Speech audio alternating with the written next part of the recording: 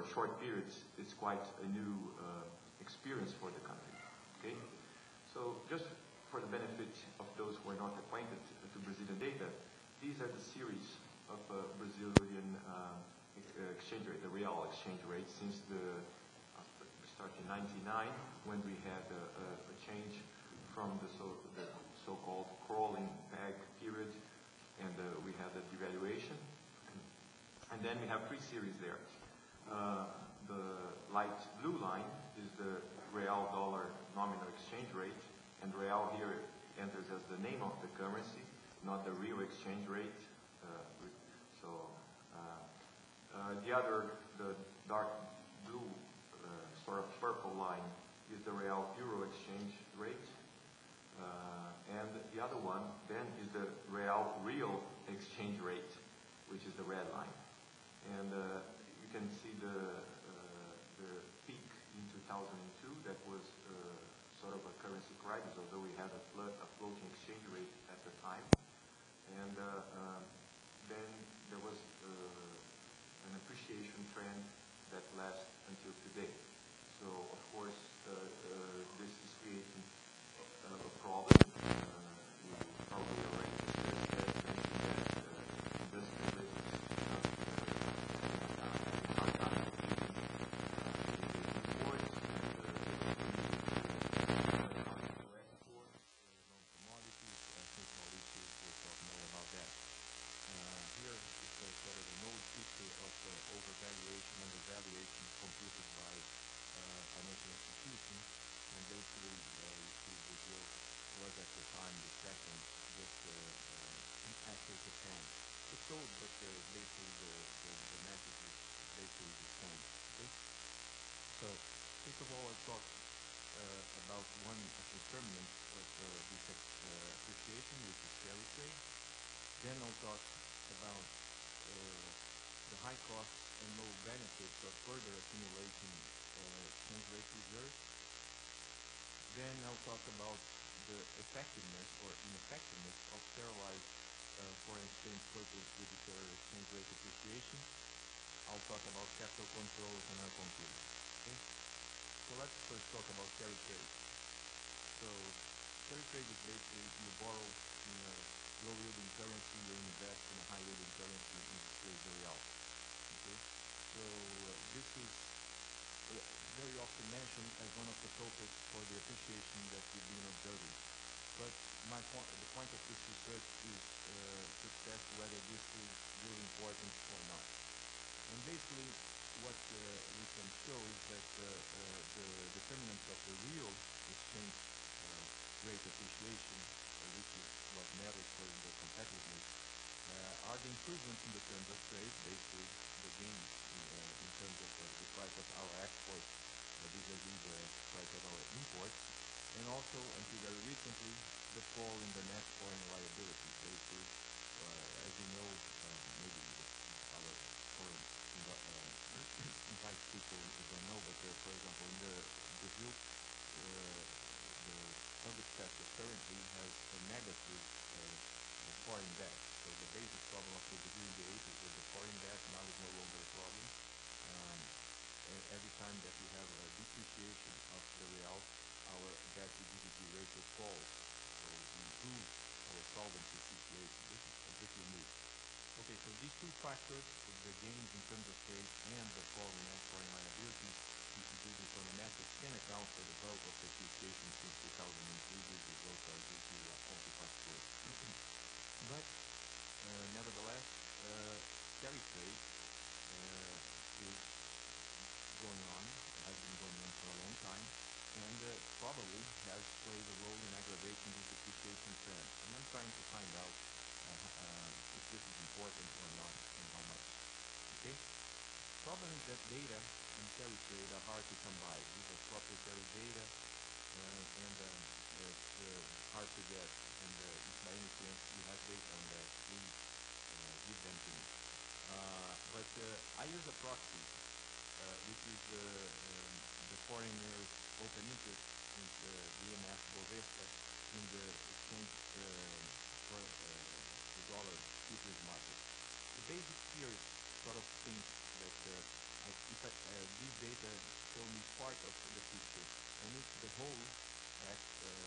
there's a part, then I can use this in a regression framework, for example.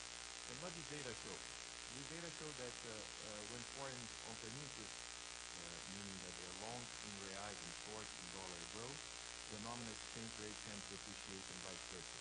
So this beautiful picture here shows you the blue line is the exchange rate on the left-hand side scale, and the gray areas are the open interest of foreigners. Basically, if it's positive, they are long in dollars. If it's negative, they are long in reais. So during the crisis, you can see there in 2008, that basically foreign exchange position became long in dollars, and sure enough, the real depreciated big time, 50%. So after the crisis and before the crisis, you see the appreciation trend, and it pretty much correlates with the position of this open interest, foreign open interest. Of course, there are other determinants, and I have to control for them, etc., but I will not borrow you with these details. Here I have the same data shown in a different format, which is the scatter plot. So basically, what I'm trying to show is that when foreigners change positions, they usually bring about some appreciation of the currency. Here, for example, is an episode that happened in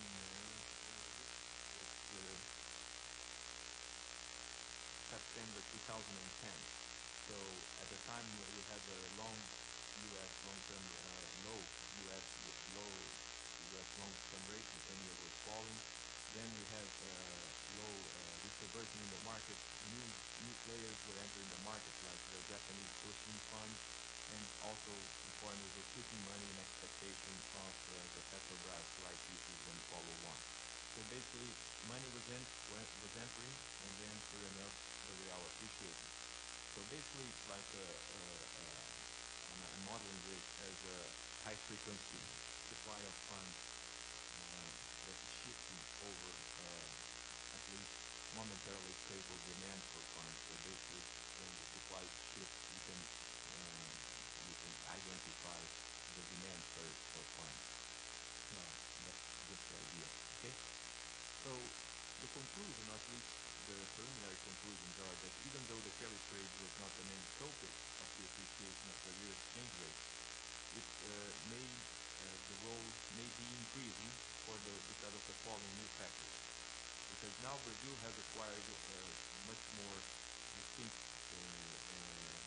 status in the world economy, so people are putting money here with much less fear that they will eventually be wiped out by a devaluation or some sort of default. So Brazil acquired a different status.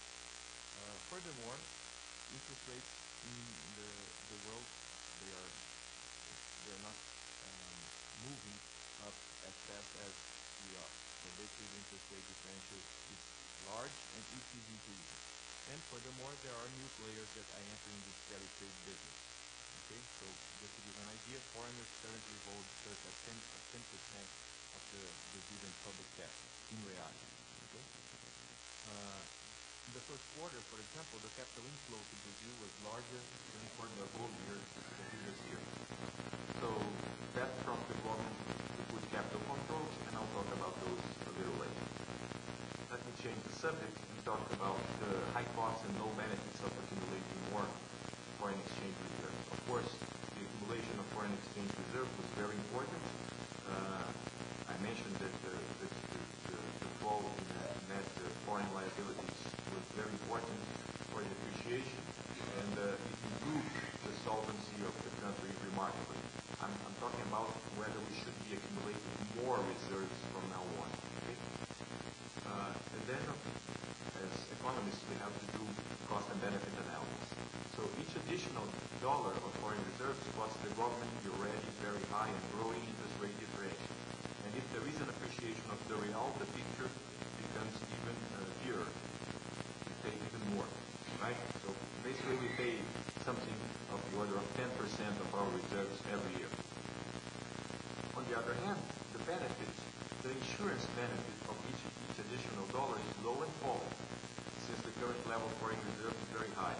We have 328 or almost 15% of GDP. If you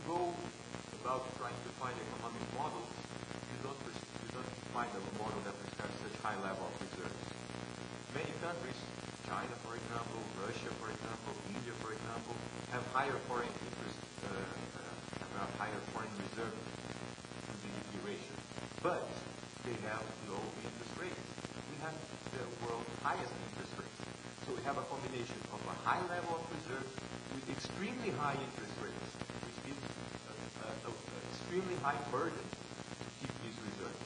Okay, these are expensive. It's like, okay, you have more insurance than I have, but you pay peanuts for your insurance, and I pay very expensive insurance. So it's a different picture. Okay, so Brazil is unique in combining these high interest reserve differentials with high level of reserves. For example, the fiscal cost for keeping this reserve for 2011 will be higher than the whole cut in the annual budget announced early this year, around 15 billion reserves, 15 billion reais, I'm sorry. Of course, nobody will advocate that we should have no reserves, but the point here is, why do we need more reserves, okay? Then, if you, with this kind of cost-benefit analysis, you are left to think, why are they still intervening if we don't need more insurance, or if this insurance is not paying off anymore? Then the only option is, basically, you're trying to influence the nominal exchange rate. And we know that central banks can intervene and keep the nominal interest rate sort of stable. I mean, the Chinese central bank does that, but we don't do these kinds of intervention. We do sterilized intervention. That means that after we buy the dollars, we mop up liquidity with compressionary open market operations. And then the theory and the empirical evidence is sort of dubious whether these interventions are effective in changing the nominal exchange rate. So I, together with a few students, I've been doing tests, econometric tests, to see if these sterilized interventions can change the nominal exchange rate or not. And the conclusion is that there are significant, statistically significant effects, but economically they are not very important, and furthermore they are temporary. Basically, the result is that for each $1 billion purchased by the central bank in sterilized intervention, you get a depreciation of the nominal exchange rate between 0.113% and 0.4%. So if the exchange rate is now around 1.6, that will move the exchange rate to 1.6018 to 1.6064. Not a lot, okay? Here are the regressions. I can talk about endogeneity, etc.